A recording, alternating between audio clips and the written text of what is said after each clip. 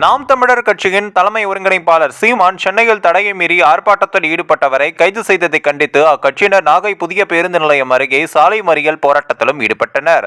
போக்குவரத்து பாதிப்பு குண்டுகட்டாக தூக்கி சென்ற போலீசார்.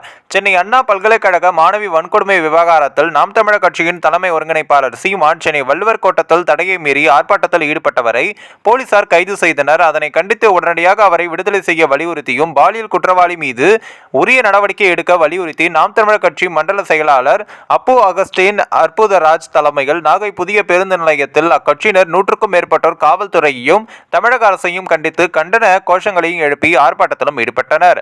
அப்போது அனுமதியின்றி போராட்டத்தில் ஈடுபட்ட அவர்களை கைது செய்வதாக தெரிவித்த வெளிப்பாளையம் காவல் ஆய்வாளர் சுப்ரியா தெரிவித்த போது ஆத்திரமடைந்தவர்கள் அங்கு சாலை மறியல் போராட்டத்திலும் ஈடுபட்டனர். காவல்துறையினர் வாகனத்தில் ஏற அறிவுறுத்தியும் அவர்கள் மறுத்ததால் போராட்டக்காரர்களை குண்டுகட்டாக தூக்கி வாகனத்தில் ஏற்றி கைது செய்த அவர்களை தனியார் மண்டபத்திலும் அடைத்தனர்.